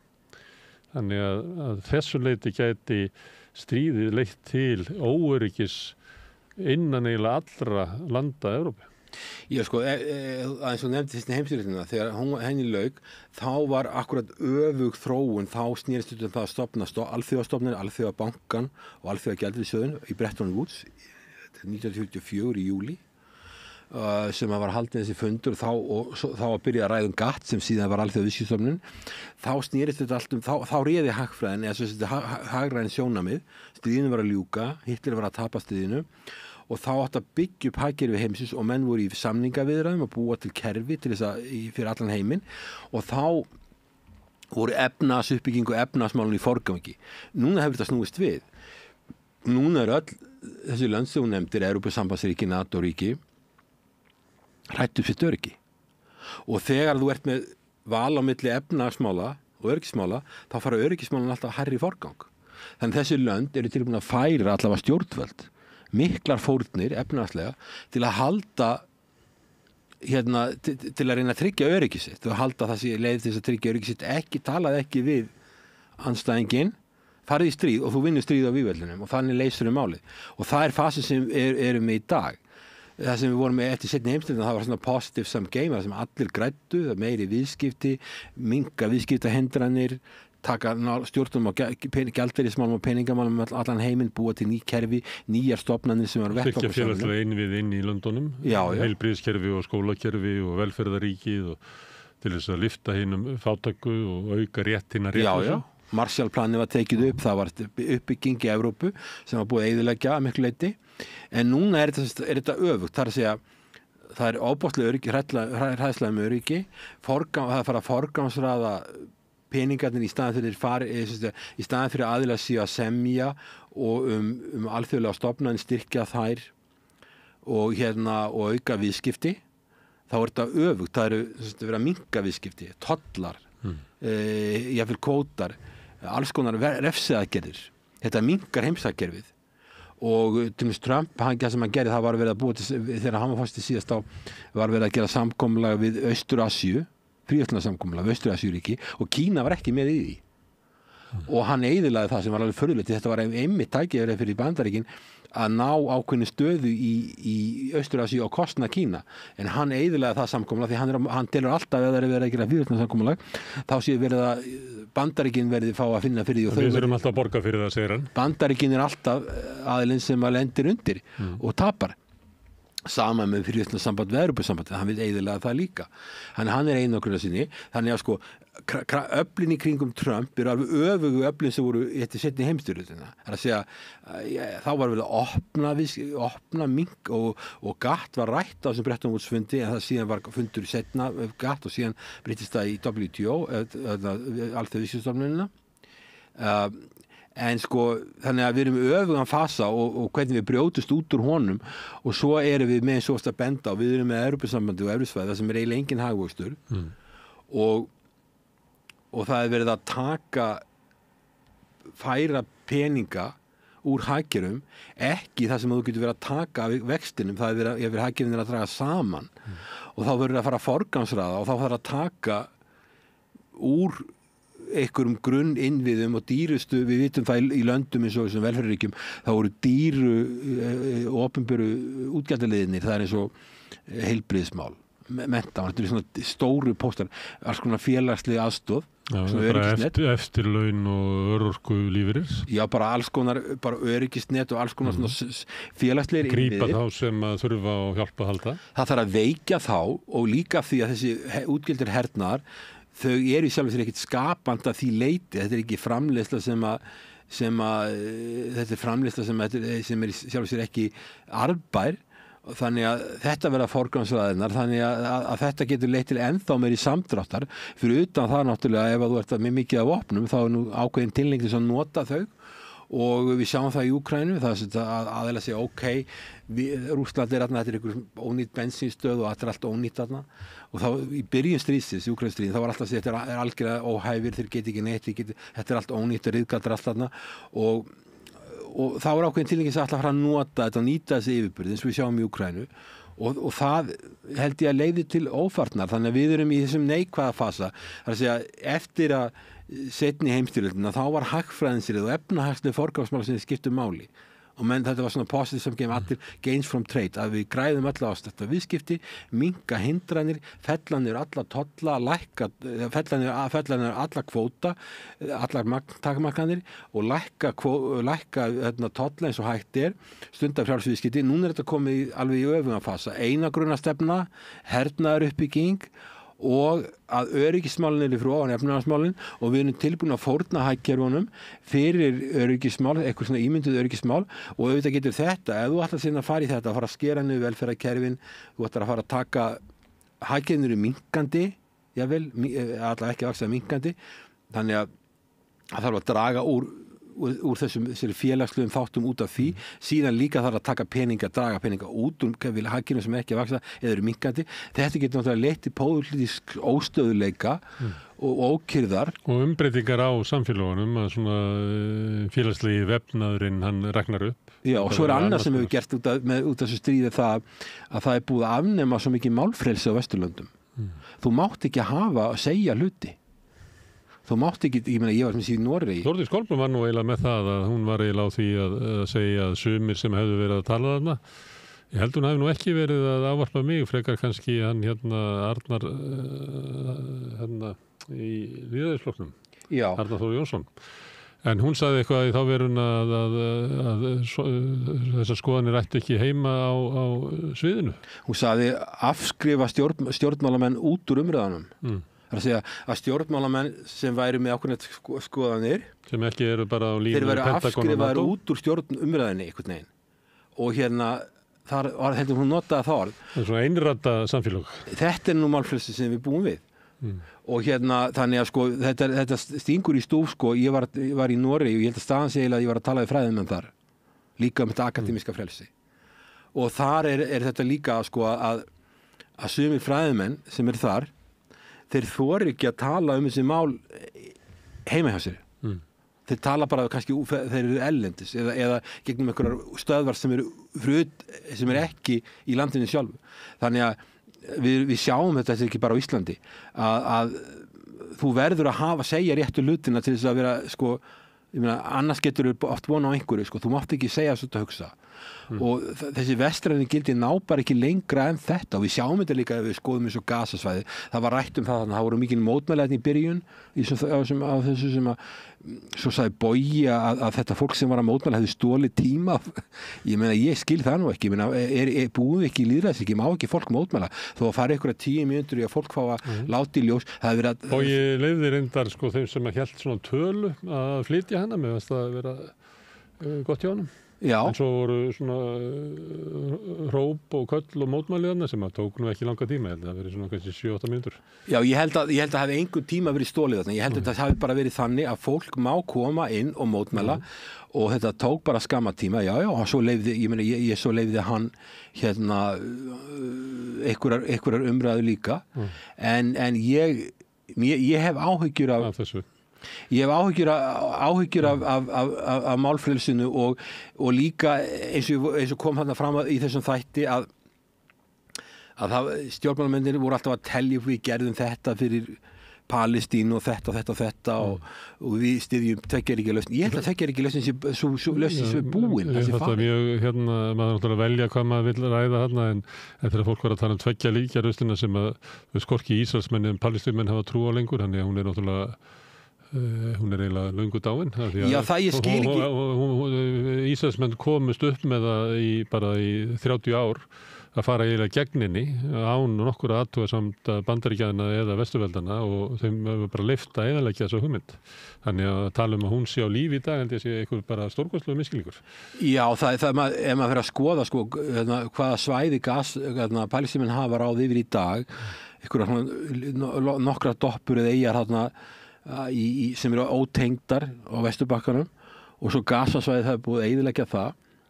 Og það sem er verið að gera með Ísraelsmenn er að gera sko að gera Gazasvæðið óbyggilegt, drepa mikið af almennum borgurum, það hefur verið lögð áhersla á það og gera svæðið algjörlega óbyggilegt og stefna sennilega að reyna að losna við fólkið inn í Egyptaland og Gazasvæðið og Vesturbakkin reyna að losna við fólkið inn í Jórdaníu og Jórdaníu er berst byrja alveg gegn því að þeir hafa ekki, það er ekki ríkt land, þeir myndi ekki þola að fá allt þetta eru 3 milljónir manna sem búa þetta er gríðarlega stórt mál sem þarna á sér stað, þjóðarmorð sem okkur ber að bregðast við. Já, en þú sér það. Hefur þú heyrt talað að það ég haldi einhverjar ráðstöfnu í hörp út af þessu? Nei, það kom líka koma fram svona ákveðin tvískinningur þegar það var að ræða aðgerðir gagnvart Ísraels út af því sem þau eru að gera á Gaza og samanburður viðbrögð íslenska stjórnvalda gagnvart Rússlandi. Þetta er náttúrulega ekki hægt að bera þetta saman og mér finnst það svona sérkennilegt hvernig sumir af þeir sem þarna voru einhvern veginn að reyna að láta lítið út eins og við gætum bara ekkert gert gagnvart Ísrael en í samanburðinum þá er náttúrulega búið að setja viðskiptabann og draga úr öllum diplomatískum samskiptum við Rússland og margt fleira sem hefur verið gert. Ég hef ekki heyrt að það eigi að gera. Kannski ættum við að senda vopna til Palestínumanna eins og við gerum til Úkraínumanna til að verjast árásum á sitt land. Já, það er ábyrjandi sko munur á viðbrögðum milli þessara aðila og þannig að og líka þegar ég heyrði þarna nokkra aðila tala tveggja ríkja lausn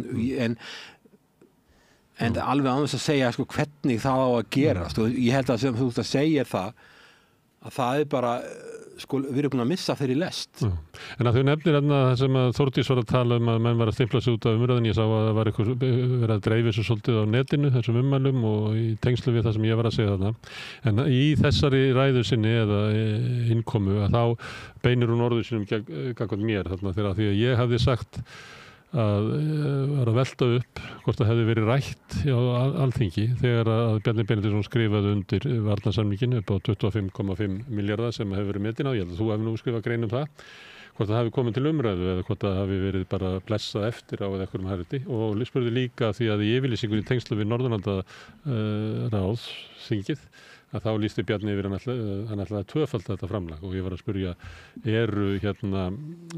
liggja ykkur fyrir ykkur samþýttur um þetta og líka varðandi sigurplanið að mér finnst þetta að vera veigamikil ákvörðun sem að mér finnst þetta að koma til umræðu í þinginu að þá heyrði ég að það voru margir sem að töldu það að einhver svona almenn yfirlýsing þingsins stuðningu Úkraínu, þingsáratuna til að ég man rétt að innan hennar, það sem að þingi hefði lýst yfir stuðningi við Úkraínu, að þá væri stjórnvöldum eiginlega heimilt að sko leggja 25,5 milljarð, kannski 51 milljarð, erfitt að fá skýrar upplýsingar um þetta. Stundum er klókt, eins og ég sé að þú hefur gert, að fara inn á síðu forseta Úkraínu til þess að átta sig á því hvað Íslendingar eru raunverulega að gera og svo þessi stefnubreyting. Og það sama fannst mér koma fram varðandi Palestínu, að þá var fólk að vitna í þingsályktun sem er fordæming bæði á árásum Hamas og viðbrögðum Ísraelsmanna sem er orðin ársgömul. Þannig að þarna virðist þingið vera með einhverjar 2 ályktanir sem að síðan bara hanga einhvern veginn en þingið telur sig ekki þurfa einhvern veginn að endurskoða þetta eða ræða þetta þrátt fyrir sko að ástandið í Gaza sko versnar sko dag frá degi og verður hryllilegra og hryllilegra og það sem að menn kannski töldu sig ekki vita fyrir árið síðan er öllum orðið ljóst að þarna eigi sér stað þjóðarmorð og sama með Úkraínu að það hangir inn einhver svona gömul stuðningsyfirlýsing Alþingis gagnvart Úkraínu en þó svo að það séu mikla breytingar á vígvellinum og mögulega Úkraínumenn til að verja sig að þá kemur þetta ekki til neinar endurskoðunar. En stjórnvöld halda síðan áfram í einhverju svona línu með við þetta hringborði í Brussel NATO-fundum eða með öðrum svona ráðamönnum. Mér fannst þetta sérkennilegt hvað kom fram eiginlega hvað þingið telur sig hafa eiginlega litla eða enga aðkoma að þessu, ekki hafa aðhald með stjórnvöldum, ekki vera með fjárveitingavald, þetta geta stjórnvöld bara ákveða sjálf og svo á þetta blessa þetta eftir á og ekki umræða öryggishagsmuni Íslands eins og að yfirlýsingin stuðningi við Sigurplanið sem að Úkraína gangi beint inn í NATO og verði byrjað að skjóta á skotmörkin í Rússlandi felur í sér, það bara breyting á öryggisstefnu Íslands. Ég er með þess að þingsalöfnum tillögu tillaga til þingsalöfnunar stefnu og stuðningi Íslands í Úkraínu 2024-2028 og frá utanríkisráðherra. Þetta er ódagsett. Og svo það er þessi og svo er þetta samkomulag sem Bjarni undirritaði í Stokkólmi held ég. Stokkólmi, þá var ykkur hittust forsætisráðherra Norðurlandana þar. Það er 31. maí 2024. Þetta er birt á heimasíðu forseta Úkraínu. Mér finnst ekki vera samhljómun á milli þess. Og sko fjárlagagerð á Íslandi þannig hún er gerð frá ári til árs. Og þingsalöfnunartillaga er ekki fjárveiting. Þá hérna er einhver viljayfirlýsing og það er talað ekstra það að fylgja Norðurlöndunum sem hafa allt aðra hagsmuni heldur en við. Ég meina sko Norðurlöndin eru hræddir með Eystrasaltsríkin. Ef að Úkraína fellur þá myndi Eystrasaltsríkin falla og þau eru búin að fjárfesta alveg sérstaklega Svíar en líka hinn löndin alveg gríðarlega mikið í þessum löndum en þau aflega svábásta hagsmuni. Við höfum hins vegar ekki þessa hagsmuni fyrir það við erum langt í burtu frá þessu. En þarna er því svona til þetta er eins og bara ég veit ekki að þetta er það sem að Þórdís á þessum fundi þessum utanríkisráðherra okkar hún vísaði í þessa þingsalöfnunartillögu og ég sé ekki og ég held að það er eitthvað sem að hún þarf að gera grein fyrir hvernig getur þessi þingsalöfnunartillaga skuldbundið íslenska ríkið einhverjar upphæðir sem ekki nefndar ég sé þær ekki í þingsalöfnunartillögunni og langt fram í tíman. Fjárlög eru gerð frá ári til árs og það þarf að setja alls konar fyrirvari í þetta ef þetta er verið að skrifa svona samkomulag sem þetta. Það þarf að gera alls konar fyrirvari því við erum með fjárlög gerð frá ári til árs og En Íslendingar hafa svo sem gert skuldbindandi samninga til lengri tíma en það stendur ekki, þessar upphæðir ekki í þessar þingsalöfnunartillögu. Það verður að koma til einhverja umræðu í þinginu þegar að stjórnvöld að skuldbunda Íslands til langs tíma fyrir rísa upphæðir. Já, mér er sagt að utanríkismálaþingmanni sem ég ætti ekki að fara að nefna hér, sem ég skildi að þessi samningur sem Bjarni skrifaði undir okkar forsætisráðherra hafi verið ræddur bara í utanríkismálanefnd eftir að hann skrifaði undir hann. Þannig en það sem að Þórdís Kolbrún okkar utanríkisráðherra sagði samt og það sem er í þessu sem að verður líka að horfa á og ég er ekkert að mæla henni bát en sko þeir sem sitja á Alþingi hafi ekkert mótmælt þessu samkomulagi Bjarna sem Bjarni skrifaði undir forsætisráðherra. Þannig að sko þingið Þú tala málfrelsaðan. Kannski hefur engin mótmælt þessu að því að þú heyrðir svona undirtónin á fundinum að þeir sem að efast stefnuna sem er rekin að það er alltaf látið eins og ert þú ekki að styðja Úkraínu, Hilmar? Já, ég veit það. En ef þú ert ekki með þessum samningi þá ert þú ekki að styðja Úkraínu.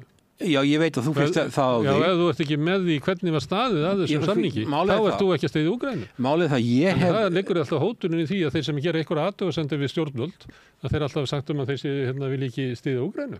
Sko munurinn á mér og þessu fólki sem er að tala svona er þá að ég hef tekið þátt í uppbyggingu fyrir Sovétlýðvelda. Eistland, Lettland og Litauen. Ég var ekki að meina að þú var ekki að styðja Úkraínu. Ég bara segja það, því ég veit að þú ert ekki að segja þetta. Ég bara segja það, ég veit svolítið hvað þarf til þess að byggja upp svona lönd og hvað er raunhæft að gera. Hvað er raunhæft, þú kemur úr lönd sem komur á áætlunarbúskap með veika stofnanir og gríðarlega mikla spillingu. Í Eystrasaltsríkjunum þurftum við að setja upp stofnanir sem fjölluðu um spillingu. Það voru bara hálfgildis ráðuneyti sem voru bara spillingaráðuneyti og eflaust og það þurfti að byggja upp þessu lönd eftir ákveðnum ferlum og það þurfti að velja rétta tíma, það þurfti að finna bandamenn NATO aðild og ESB það var unnið að þessu faglega þetta var unnið að þessu löng tímabil og með miklu stuðningi í Norðurlandana því þessi lönd náttúrulega liggja eru með legu þarna alveg við og þannig að ég veit aðeins hvað þarf til þess og þetta fólk sem er að tala um að það hafi gert Úkraínu einhvern greiða Það búið að leiða Úkraínu í snöru og hengja hana þar. Hún bara hangandi í snöru núna Úkraína og ég veit alveg, ég fór til 2019 til Úkraínu og Kíev og talaði við var með fundi í Alþjóðabankanum og þeir vissu alveg, þeir eru fagfólk, þeir vita alveg hvað þarf að gera til að byggja upp svona hagkerfi í hvað röð á að gera hlutina, hvers konar bygginga, hvernig átt að byggja hagkerfi upp í hvað síkvensum og svo framvegis, kunna þetta til, kunna að vita hvað þeir að gera. Þetta fólk segir, sem að tala svona, segir það, ok, við bara látum það hafa vopn og þeir fara í stríð við Rússland og vinna stríðið og svo bara vera allir ánægðir á eftir. Þetta þýðir að landinu er rústað. Þannig að sko ég veit svolítið hvaða sem þarf til þess að byggja upp land sem kemur á áætlunarbúskap sem ekki eins og land, þetta bara sýsla í ákveðnu öðru landi og það þarf mjög ekki til en þeir sem tala það að við sem erum að segja mótmæla því sem hefur verið gert að við séum ekki vinir Úkraínu það bara algjör ósannindi, það algjörlega þvert á móti að þeir sem hafa komið nálægt uppbyggingu svona svæða það ekkert hlustað á þá. Og eins þeir sem hafa einhverja þekkingu á stríði og hörmungum þess að þeir hafa líka talað gegn þessu stríði frá upphafi. Já, ég meina þeir sem þekkja stríð og þeir sem þekkja afleiðingastríðs og hvað það kostar að reisa samfélög upp eftir stríð, að þeir hafa talað gegn þessu stríði, en þeir sem virðast ekki hafa neina innsýn inn í þetta, hvað þetta raunverulega að þeir eru herskavastir. Já, ég var að hlusta á Jack Matlock, ég held að það var Jack Matlock sem var hérna síðasti sendiherra Bandaríkjanna í Sovétríkjunum. Einhver merkast að sendiherra sem Bandaríkjanna hafa haft þegar hann hætti og þurfti að skipa 15 sendiherra fyrir hann vegna þess að hann var fyrir öll Sovétríkin og mér minnir að þetta hafi verið hann og hann var það var ekki persónulegt fyrir hann. Hvað? Sovétríkin bara brotnuð upp þannig að það var ekki kannski mælikvarði á hann að veri 15 manna maki. Nei, Jack Matlock var þannig það er mjög gaman að hlusta á hann. Það voru 15 Sovétlýðveldi og alltaf þegar hann fór í heimsókn þá flutti hann ræðu á máli hvers lands og það leiki það ykkur eftir. Já, ég hef hlustað á hann. Ef hann fór til Eistlands eða Lettlands þá flutti hann ræðu á þeirra máli. Skilur, það er ekkert alltaf sem geta gert það. En hann var að segja það var gerð, ég held að vera hann, könnu sem var gerð í Bandaríkjunum.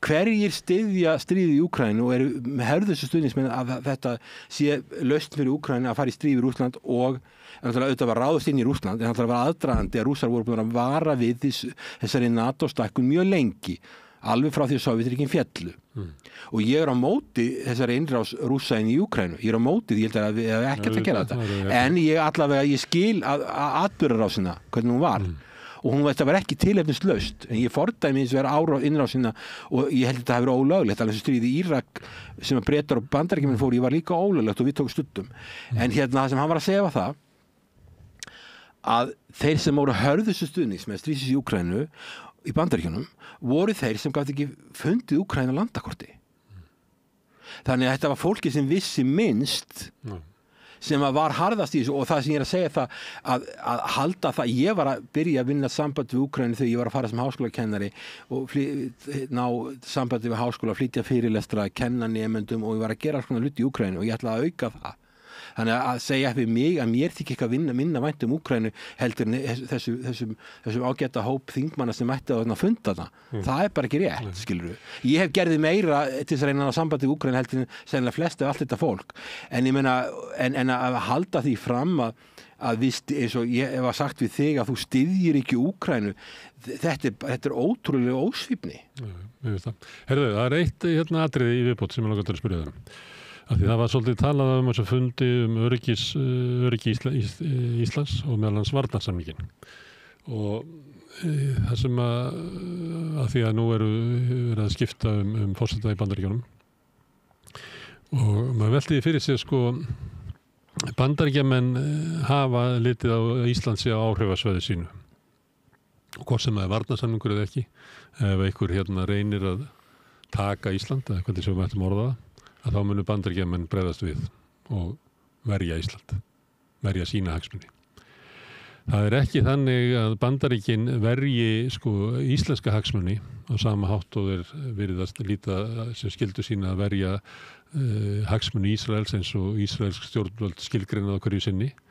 Heldur er þessi tengsl Íslands og Bandaríkjana einfaldlega þannig að Bandaríkin líta á að Ísland megi ekki falla í hendunar á neinum óvinni og þar leðandi eru við varin, getum við sagt, af þessari skilgreiningu Bandaríkjanna að við tilheyrum öryggishagsmunum þeirra. Þetta ekki bara raunveruleikinn, sko. Svo getum við haft varnarsamningum þetta og allt það. En það ekki þannig að ef það er þannig að ef Bandaríkin skilgreina að þeir hafi ekki hag af því að vera í Ísland, þá munu þeir ekki gera það. Sko, Bandaríkin alltaf hugsa þessi eigið þjóðaröryggi og ég held að þeir líti að norðurslóðu séu hluta þeirra þjóðaröryggi. Þú nefndi Donald Trump, þeir hafa nýja ríkisstjórn í Bandaríkjunum, þeir hafa viljað auka sín umsvif og norðurslóðum, þeir hafa miklar áhyggjur umsvif með Kínverja og Rússa og þess vegna var ég að segja að við eigum að koma með plan til Bandaríkjanna og Brussel, hvernig við ætlum að sinna okkar hlutverki í NATO einmitt á þessu svæði, þannig að þetta er Bandaríkjamenn á löngu búin að átta sig á því sem er byggt á skilgreiningu Bandaríkjamenn á seinum öryggishagsmunum. Já, þannig okkar öryggishagsmunir og þeirra fara saman og meðan okkar öryggishagsmunir og sumra meginlands Evrópuríki var ekki saman. En okkar hagsmunir í Bandaríkjanna fara mjög saman á norðurslóðum því við erum beint á milli Bandaríkjanna og Rússlands. Það sem ég finnst var áhyggjur af er það hvaða er lítil viðvera frá Bandaríkjunum á Keflavíkurflugvelli og hvernig Bandaríkjun ætla að verja ekki bara landið, heldur fólki í landinu. Mér er andum Ísland til landfræðilega en líka fólki og það er svo lítil viðvera þegar ég var aðstofan utanríkisráðherra það var mikið meiri viðvera, það voru fasta loftvarnir og það voru nokkur þúsund hermenn á Keflavíkurflugvelli og þessar þotur voru þannig að þær voru high alert, það þurfti að geta farið í loftið fyrirvaralaust hvenær sem var alla daga ársins sem þýddi það þurfti að hreinsa brautirnar og hálku eða allan sólarhringinn alla daga ársins og flugmennirnir sváu inn í flugskílinum til þess að geta verið nógu fljótur borð því að vélarnar, það var búið bara að reikna það út hvar er lofthelgi Íslands og ef einhverja þotur að nálgast Ísland frá Rússlandi eða einhverjum öðrum, hvað þurfa þær langan tíma til að komast að lofthelginni til að tryggja það að það fari enginn inn í lofthelginni hjá okkur. Og þetta var líka hagsmunamál fyrir bara borgaralegt flug yfir okkar lofthelgi. Það verið ekki ykkur þotur, ykkur flugvélar að fara inn í okkar lofthelgi, þá getum við ekki lengur stjórna þessu lengur.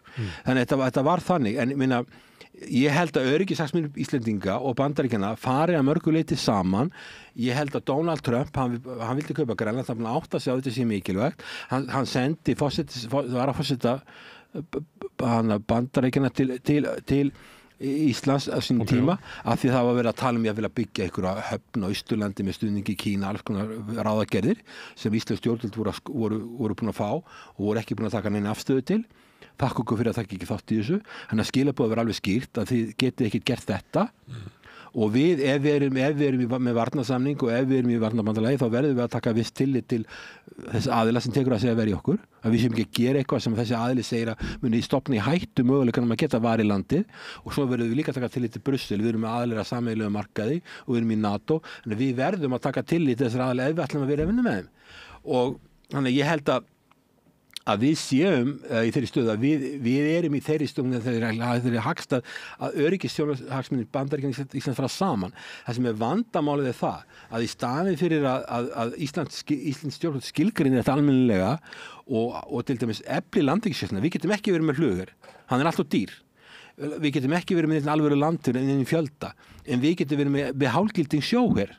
Bara með öfluri landhelgisgæslu, með fleiri skip, fleiri flugvélar, fleiri þyrlur og alls konar búnað og vopna hann almennilega og þannig getur við verið að þjóna einhverju sem Bandaríkjamenn vilja og við viljum og þjónar okkar hagsmunum því við þurfum að geta varið okkar svæði og sérstaklega ef það verður meiri viðbúnaðar og vígbúnaðar á norðurslóðum að þá þurfum við að undirbúa okkur og við erum að gáfa því að Norðmenn í vandræðum á Svalbarða. Rússar eru með heilt þorp á Svalbarða til að nýta það á kólanama en þeir eru með Rússar eru að auka viðbúnað sinn á þessu svæði hernar viðbúnað í kring það er einhverja takmarkanir hvað þeir geta farið með að skipum inn á Svalbarðasvæði en bara þeir geta verið hérna í kring og verið að auka umsvif sín og verið ógnandi því miður, ég meina er þetta orðið þannig að við þurfum að auka okkar viðbúnað og á hverju erum maður svo að lesa það í fréttum landhelgisgæslan getur ekki keypt olíu og varðskipin og svo framvegis skilur við. Mér finnst þetta röng forgangsröðun, óskynsamlegt. Eitt í lokin, nú snúum við taflinu við horfum á stöðuna í Rússlandi eftir þetta stríð. Finnland gengið inn í NATO sem hlýtur að vera áfall fyrir Rússa. Samningur Finna og Svíja við Bandaríkinum að samhæfa heri sína við bandaríska herin, þannig að raunverulega er bandaríski herin bara komin upp að landamærunum Rússlandi, Finnlandsmegin. Þetta stríð heldur áfram með miklum mannfórnum. Hvað er einhvern tímann á leiðinni var okkur sagt að Rússland myndi brotna að innan. Það er því efnaðslegur kriplingur og síðan væri valdaklíkan í kringum Pútín að þegar að vesturveldi fær að taka snekkjurnar af ólígorkonum að þá yrði honum steypt af stóli og þú þekkir allar þessa sögu. Getur Rússland haldið stríðin áfram?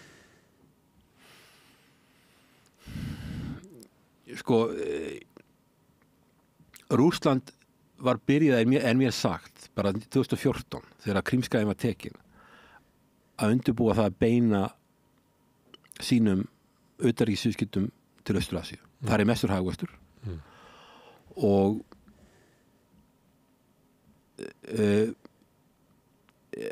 almenningur og bara stjórnvöld í Austur-Asíu líta allt öðruvísi á Pútín. Leigubílstjórinn minn ég fór til Bangkok sagði mér að Pútín væri góður maður í óspilum fréttum. Manneski sem er ekki pólitík. En bara valdi frendi eins og hann bara sagði mér að hann væri góður maður. Þetta manneski sem bara venjulegu bílstjóri, skilur. Viðhorfið er þannig að þarna í Austur-Asíu það er allt öðruvísi, þeir líta á, og það gerir það sem með stjórnvöld í Víetnam, þeir líta til dæmis á það, þá talar við stjórnvöld, að þetta hafi verið frumhlaup og ögrun við Rússa og eru á móti þessu.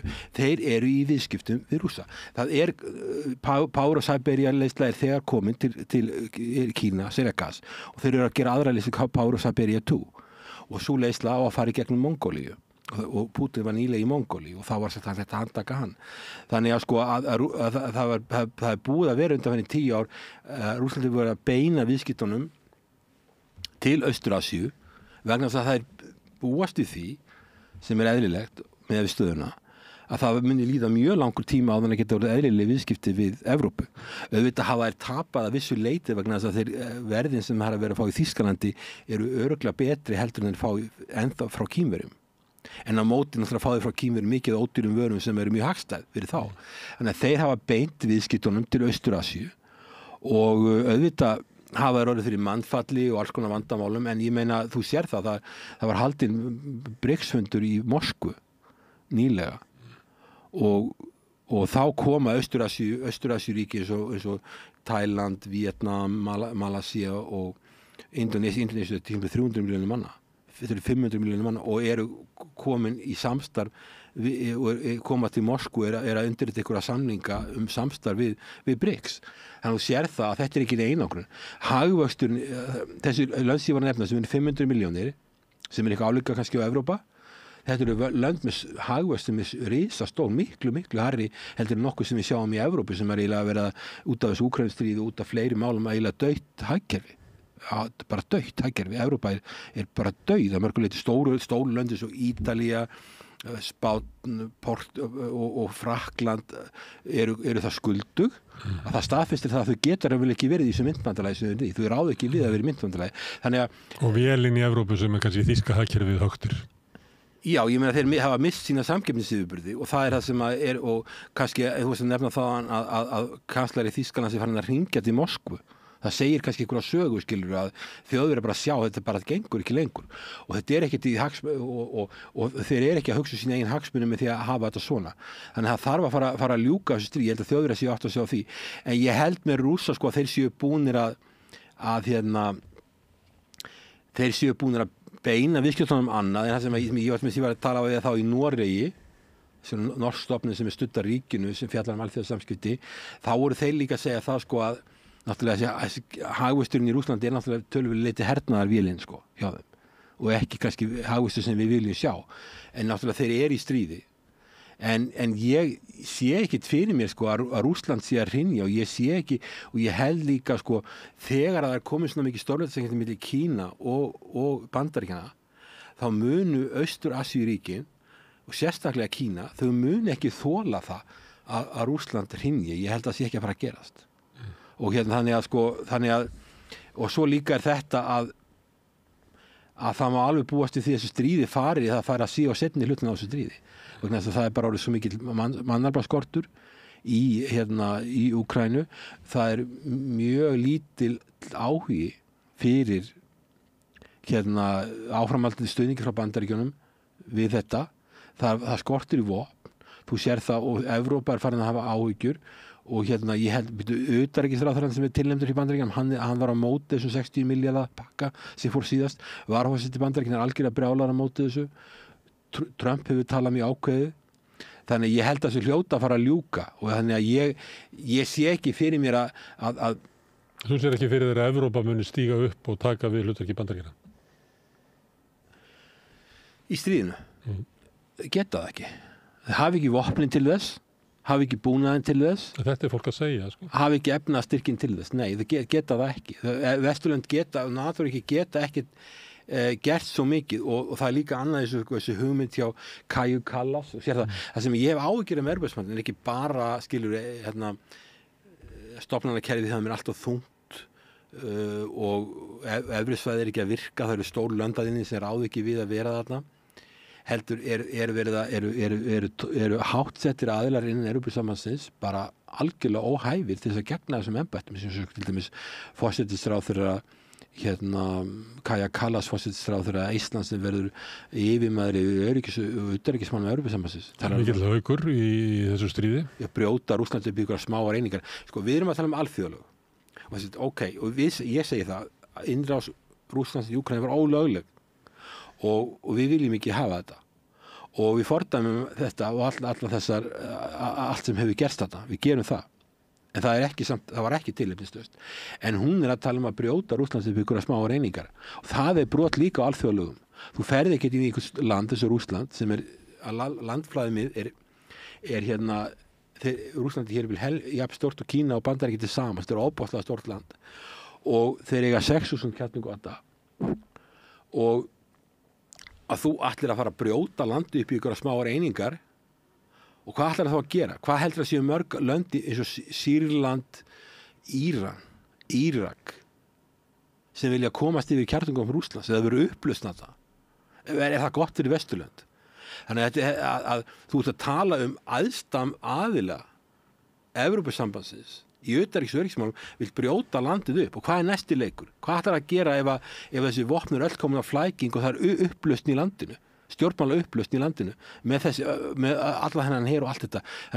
Og það er líka brot á alþjóðalögum. Þannig að ef aðilar er að tala það, eins og ég með svo fundið sem við varst að tala þá voru aðilar að tala það, við erum svakalega góð og við ætlum að fara eftir alþjóðalögum, það verður að fara eftir alþjóðalögum. En af hverju voru við að taka þátt í innrásinni í Írak 2003? Ég meina þú verður, ef þú ætlar að vera fyrirmynd, þá verður að vera fyrirmynd. Þú getur ekki bara verið fyrirmynd þegar hentar það. Og Íslensk stjórnvöld styðja alþjóðalög og vera á móti brotum alþjóðalögum nema þegar Bandaríkin brjóta þau. Já, Bretar og Bandaríkjamenn hófu þetta og við borguðum fyrir vopnaflutninga sem ég held að hafi verið arfa vitlaus hugmynd að fara að gera það. Við vorum að lista yfir vilja þjóð. Já, og við vorum coalition of the willing að við listaði yfir það og þetta var bara tilkynnt á einhverjum blaðamannafundi í Washington að við værum á þessum lista og þannig að við þurfum náttúrulega, ef við ætlum að vera góð fyrirmynd þá þurfum við að vera samkvæm okkur sjálfum. Ég er ekki að segja að við gerðum ekkert mikið í þessu, en ég meina ef ég hefði alltaf aðstoða Írak þá hefði verið síðasta öllu sem að ég hefði gert hefði verið að gera ykkur vopnaflutningum með ykkur vafasömmum hlutum. En það sem ég hef ágjörðum Evrópusambandið að þessir aðilar sem að koma þarna inn eru aðilar sem eru ekki líklega til þess að semja neitt og það ekki traust á milli. Þannig að ég held að þessu staðinu núna með stríði í Úkraínu þá verður það leyst á vígvellinu frekar og þá því miður verður það frekar Úkraínu í óhag núna og þessu komir og þú veist að benda á það sem fréttir sem við erum að fá. Og meiri segja stórir fjölmiðlar sem hafa verið að tala það mjög lengi að Úkraína sé að fara að vinna þetta stríð. Þá mun stríðið hafa miklar afleiðingar áfram inn í Evrópu. Já, ég meina náttúrulega það verða, ef að þetta verður eitthvað svona frozen konflikt þá verða landamæradeilur lengi, verður ekki möguleik að taka Úkraínu inn í NATO, náttúrulega það var hvort þeirra ekki möguleik, það verður ekki möguleik að taka Úkraínu inn í Evrópusambandið því að Evrópusambandið vill ekki landamæradeilur, það vill vita hvað landamæri sín eru og svo bara Evrópa fullt með sjálfa sig hver á að fara að borga fyrir uppbygginguna þarna, einu aðeins sem gætu gert það væri kannski Kínverjar en þeir eru ekki velkomnir þarna og þannig að ég held að framtíð Úkraínu sé afskaplega slæm og mér finnst að þeir sem að töluðu fyrir þess núverandi stefnu hafi bara aldrei hugsað máli til enda nema þeir aðilega einhver hafi hugsað svo sem ég trúi, ekki að segja sé ef þú hugsað svo, mér alveg saman Úkraínu ég bara veikja Rússland og hvað verður Úkraínu bara skilur, það skiptir engum máli. Það getur verið sjónum við Bandaríkjana. Ég ekki að segja það, ég held að Bandaríkin menn sjá líka hérna viðskiptahagsmuni og og það náttúrulega og auðvitað getur erlend fjárfesting hjálpa til líka með tækni, þróun og allt þetta en ég held að fyrir Bandaríkin þá sé Úkraína ekki svæði sem að skiptir gríðarlega miklu máli. Herðu, Hilmar, takk fyrir að koma hingað og ræða utanríkismál á helgum degi og svo sunnudegi. Takk fyrir. Takk fyrir. Og góða ferð norður. Takk. Og þetta eru lokin hérna á þættinum í dag. Ég þakka öllum gestum sem hafa hingað komið og Sigurjóni bróður mínum fyrir aðstóðina við að halda þættinum úti. Frey og Laufey fyrir að taka upp og senda út en ykkur mest sem hafi breytt þessu samtal okkar í fjölmiðlun og minni ykkur á eins og ég ger oft að þið geta hjálpað okkur við að byggja upp samstöðuna. Hún byggist upp á góðu orðspori ef að þið hafi séð eitthvað efni hérna sem ykkur líkar endilega segja vinum og vandamönnum frá. Bendið á að það má finna þetta efni á Facebook, á YouTube, á öllum hlaðarsveitum, í útvarpinu 89,1 á FM á höfuðborgarsvæðinu, stór höfuðborgarsvæðinu en það má líka sækja þær útasendingar á spilaran, spilari.is á netinu svo spilari líka app sem má hlaða niður í síman og hlusta á samstöðinu og allar íslenskar útastöður hvað sem í heiminum, það sem net. Svo erum við komin í sjónvarpið þeirra sem eru svo heppin að skipta við fjarskiptafyrirtækið Síman. Þar eru númer 5 á fjarstýringunni. Kannski ef til vill, ég veit ekki, munu önnur fjarskiptafyrirtæki bjóða sínum viðskiptunni líka upp á efni frá samstöðinni sem 24 tíma sólarhring, 7 daga í vikuna, allar ársins samfélagsumræða í þessum þætti, í rauðaborðinu og öðrum þáttum samstöðinnar. Samstöðin drifin áfram af þeim hluta áhorfenda sem hafa gert áskrifundur. Þú getur slegist í þann hóp með því að fara inn á samstöð.is, það er hnappur sem ástættur áskrift. Þú getur skráðað fyrir 2.500 krónur sem grunn áskriftin sem að mér sagt að sé hlægilegt verð með það efni sem við búum til hérna.